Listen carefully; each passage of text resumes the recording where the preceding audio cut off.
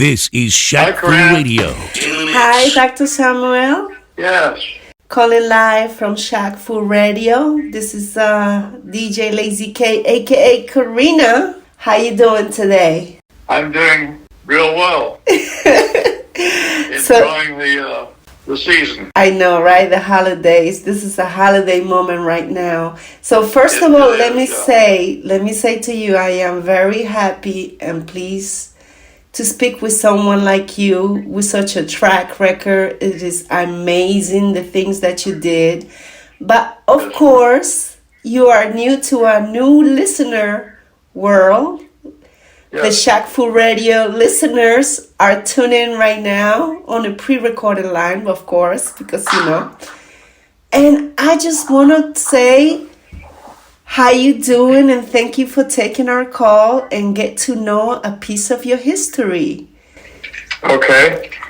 You're welcome. I'm very pleased to take the call. And Where is a good place and moment in time to start? well, I guess we look at the time that I went from being a professor at Olivet Nazarene University, and then 1 year and then a year at Pasadena College, which became Pasadena Nazarene University, and then after that I A professor. was recruited for behavioral health psychological position at HCA, Hospital Corporation America. And their capital fund supported my first commercial mental health business called TCA, Treatment Centers of America. We had facilities in Los Angeles and also in Arizona. Wow. So let me ask you, Mr. Samuel, let me ask you, during all these years, there is any particular music that you listen to? Basically, a range from way back when I was back in New York City. I founded a counseling center there. Peter, Paul, and Mary. I don't know if you know of them,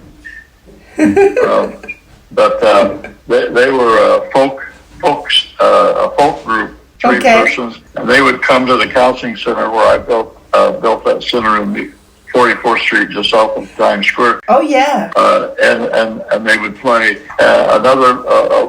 A lady that did a lot of music in small clubs around there was Evie. Evie.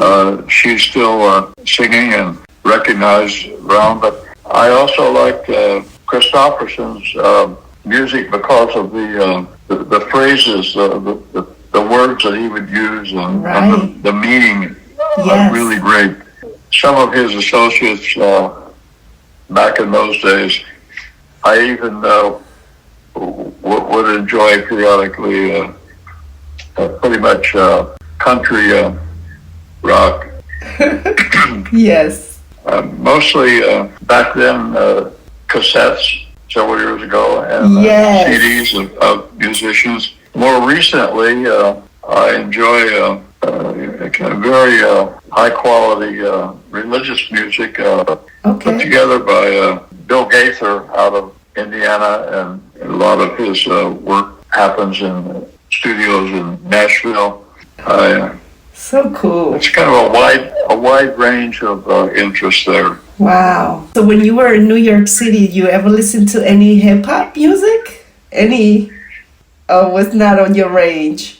Well, it's probably on the edge of the range because the people that bought the Lamb Center, the building on 44th Street, were in those days they were called Jesus people, and so Wow. they were their upbeat music was very enjoyable, a lot of fun. Nice. What year And was probably- that? It was probably early. Prior to actual hip hop by a few years, but it was headed that way. Interesting. So the only crossover I know about rock and roll and hip hop was Run DMC, Yeah. Walk This Way by Aaron Smith. Yeah. If that is correct, that was the early era of hip hop. And Right. to me, all that was very therapeutic, you know.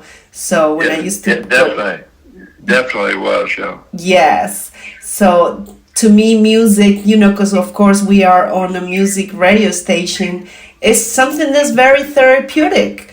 So you, It as a is. professor and a doctor that you are, what can you suggest for someone who's going through maybe a downtime or something besides music? What other things do you suggest for people to like feel uplifted?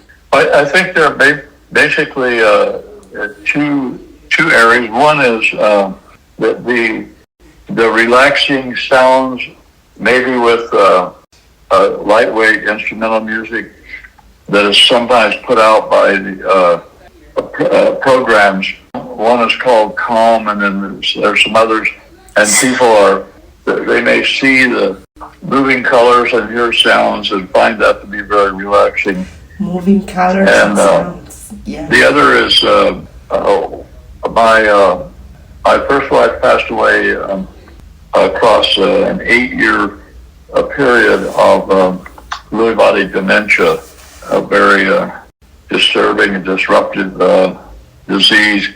During that time and after that time, there are numbers of cassettes and CDs that I would play for relaxation and would also play music for her as well. So I think for somebody that's having a rough time to shut themselves out mentally and listen to the rhythms and the sounds, the change in tones and so on, of whatever type music they respond to easily, that in and of itself can be healing. Therapeutic. Wow. Yes. What about dancing? It's a way of certainly energizing anyone, and someone that is feeling sad or depressed or inactive. It does energize the person and is very, very helpful. Okay. I have a granddaughter that's 6 years old, and she just got her first pair of shoes with taps. So yes. yesterday she was going around the hard floor of the house, having watched a couple of videos, and that were river dance was one of the videos that she had watched, and here she was trying to remember and do the tap sequence for river dance. So nice. I enjoyed it, even though yes. I was able to mimic that.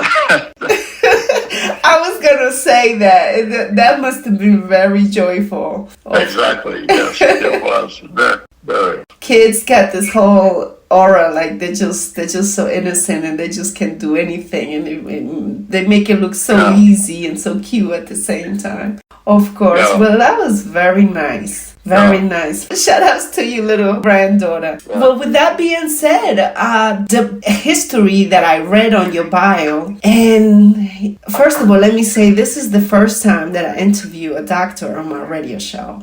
So it's a very, very new and different for my listeners. How were you able to accomplish all those years of school? Because it's just in today's era, it's so hard to focus with all these iPhones and all these apps and all this like media that's out there that's taking your attention. How someone can focus, like discard certain things and just be able to focus. You mean any advice on that? Yes. You're talking about patience, and I would say patience, like in this era we have so many different Instagram, Facebook, and all these things with all these people's lives happening in front of our eyes, and how someone say enough of that and let me focus on my work or on my college degree or something. This is something that we find very difficult nowadays, not to be nosy about other people's lives. And I'm sure it was not happening in your era. What was the distraction that was in your era when you were going to school? Was it girls? Was it music? Was it what was the distractions back then that someone had to stay focused and had to stay focused? Well, there were distractions back in New York City. A lot of crime and so on. And the person that that I met at the counseling center there had been going through all kinds of issues with alcohol and drugs, with overeating. He'd grown up to 320 pounds at one time, and he'd been in Sing Sing prison for 10 years. One of the mafia members had killed his brother, and so he had a lot of revenge about getting back to that individual and so on. And the thing that was interesting to me was when I came there and put the center together, he had already enjoyed a recovery in his personal and physical life. He had lost weight. He had given up a sense of revenge, and he was actually living on the sixth floor, I believe, of the building there where we were. And he got to know me because his life of crime and disruption and assault, everything was terrible. Wow. But I didn't treat him. He wasn't a patient, but he became a friend of mine. Nice. And so I was amazed at how much he remembered of his past, of being abused and threatened and involved with the crime and so on. And yet here he was able to enjoy life. He really did enjoy music. He sang himself. He was helping other people in that building. And I said, Harold, there are people that need to know about your life and how it's possible to go from one of really not just chaos, but disruption and death and so on, and can recover and be productive. And he said, I can't write. I only went to third grade in orphanage. Wow. And so I was going back and forth between California and New York in those days. So I said, well, I'll get you a tape cassette player and a box of cassettes. And every week I'll let you know to just talk about this time period. Talk about that when you went to the orphanage, when you were at Sing Sing. And he dictated 500 pages of notes. Wow. For me. And he had almost perfect memory. Wow. And so he approved me to write a book called Harold's Story so that other people could learn from that, which I did, and published a book in 2019. And then after that, when I retired from practice, I formed a film production company called TGA Productions, and we did a feature film that was released a couple of years ago, and then we decided to do a script for Harold, for his story. Wow. And, what is the name of the film so they can look it up? The first film that we put out is Of Things Past, OFTHINGS, Of Things Past. Okay. That got quite a write-up in Variety and so on. But then the film that is about Harold is called Mr. Unknown, and we're looking for a production company or funding to actually produce that film. The script is done, and the name is because when he went to the orphanage, his mother gave him away. The matron didn't like his name, Harold, and so she said, we're not going to call you Harold. So during that time, and during time when he's a teenager and older, people gave him different names, and so we decided to call it Mr. Unknown. Mr. Unknown, okay. We're out there now looking for some co-production company that we would shoot the film and get it out for people to see. A lot of drama, a lot of action. Okay. You know, psychiatric hospital, Bellevue, New York. There, he was there. Oh wow! He was in the hold at Sing Sing prison, and yet he was able to recover. So it's a real sense of redemption and basically what I call uncommon healing. So that's quite a story. When we get support for it, we want to get the movie made and out for people to see. Wow! So that's what's coming up next. Okay, how it is to make a movie What is the feeling of making a creative? I mean, we love to make music and we get very proud of ourselves when we create something that people can listen to. But how it is to create something that people can watch and relate and feel and change maybe their lives by watching a film. What is that like? Well, it's very rewarding, and when people put really good films together like that, I really respect when they do a great film, and it doesn't have to be a real straight, religious movie from beginning to end, but it can have values that are good and help people with lives that change. Life-changing situations. So, do you look for music for this music movies? Well, that's interesting. My current wife's son-in-law, Emmanuel Zarzosa, is a music composer for films. Okay. And he did work in Hollywood for a long time. He got married. They now live in San Diego area. And he did the music. He wrote the music for our first film, How Things Pass. And he's done some of the music for what will be Mr. Unknown movie. But he has a studio in his home. Very talented guy. I like that. He played in Europe and over in England and Spain, and tremendous creative guy. Nice. And it's exciting to sit with him and talk about the message and the script and the dialogue, but then he then converts that to actual music. So this movie that you created or that you got a future vision for, is this something that will have to be made in New York or in LA? No, we could be, the movie can be made any place. Right. He writes the music, and he actually has a studio, and he produces the music. He just finished production for a film that was the producers in Germany. Half of it was shot in Germany and half of it in Iran. Uh-huh. It was about an Islamic family. Nice. And some issues inside the family. Wow. And he did the music for that. So we're looking forward to where we can get Mr. Unknown in the production and have him actually do the full music score. Very interesting, though.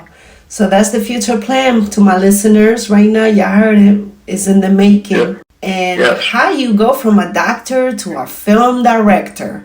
That's one of my main questions to you. What is such a big switch? Well, I was private practice for 44 years or so, or healthcare company, and enjoyed it. Really liked working with people, and I liked having a company that had treated its employees well and valued them and gave them freedom to be themselves and so on. And as I retired after my wife passed away, I had always enjoyed putting videos together. I was hired by Homeland Security several years ago to produce. It's still on the net. It's called Lone Wolf, and it's about a person that comes to a school or church or something and brings a gun and kills a bunch of people.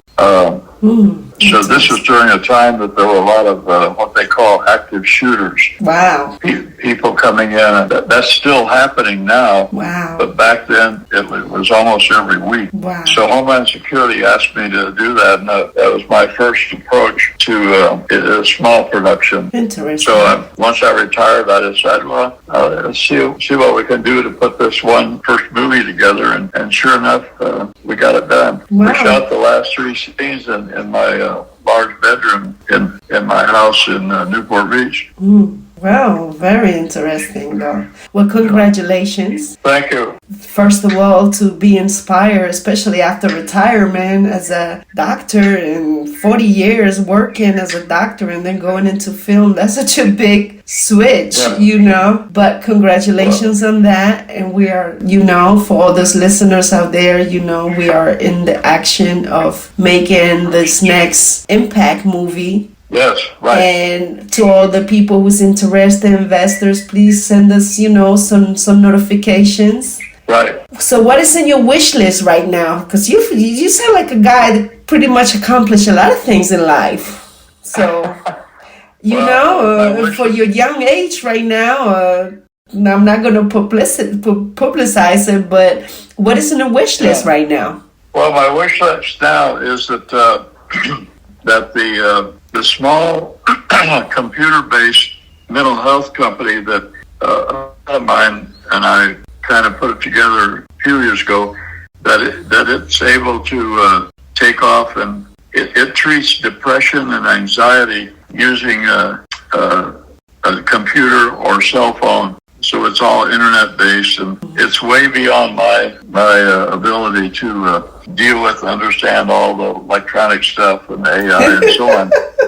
But my son Yes. is the CEO of that. The company is called Mind Street, MINDSTREET. Nice. Mind Street, a little company that's doing well. But my wish for the film is that we find somebody that wants to has a production company. They want to co-produce it, or they want to produce it themselves, or we find investors who might be interested in seeing Mr. Unknown get out in theaters. Gotcha. Wow. Well, you heard it, y'all. Live and direct from Mr. Dr. Samuel. That's what I call him. And this is a pleasure to speak with you and to get to know a little piece of your history. So with that being said, is anything else that you like our listeners to know? And shout outs to Shaquille O'Neal, Shaq Full Radio, for letting us have this interview live and direct. Any other thing that you would like to let us know right now? Just let's call this part one of something that we're going to put out there into the world so they know what's happening here with me, with Shaq Full Radio, with Mr. Dr. Samuel. Yeah. Well, the only thing is that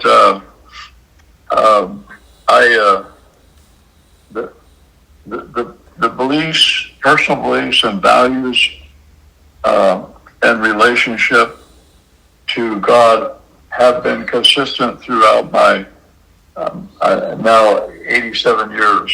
Wow. And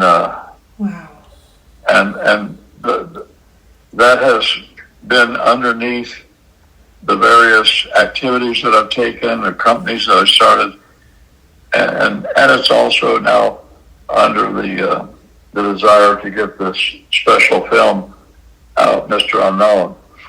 Wow. So that's something that we are Shaq Full Radio, a steady position for my life, and I believe, and it was part of the desire to temporarily go to New York when the Jesus people bought that building, and they said, we want a counseling center. So I came out and put that in. Wow. So it's been exciting, interesting, and rewarding. And I very much appreciate Karina being able to chat with you and the work that you're doing with the Shaq Food Radio there, and we get maybe be able to come visit you there in New York sometime. Wow. Well, don't worry. I'm bi-coastal. I go to LA. I'll be back in New York. I go back to LA. It's like, hey, God first. So exactly. I do my prayers. Let me know when you're in LA, and I'll buy you coffee. Well, this is part one of the interview. Y'all heard it first. Shaq Full Radio, Karina, aka DJ Lazy K, with the pleasure of speaking with a doctor on my first interview. Actually, thank you for that. I really got to say that. And I just got to say, we in the making of making a new movie. So for those out there that are interested in getting to know more about this project, please let us know so we can communicate. Any music that everyone feels like should be out there for this movie, let us know. And anything else, any shout outs? Can you give us any shout outs or special shout outs to the people out there that's been in your life? And we're gonna close it up for this moment.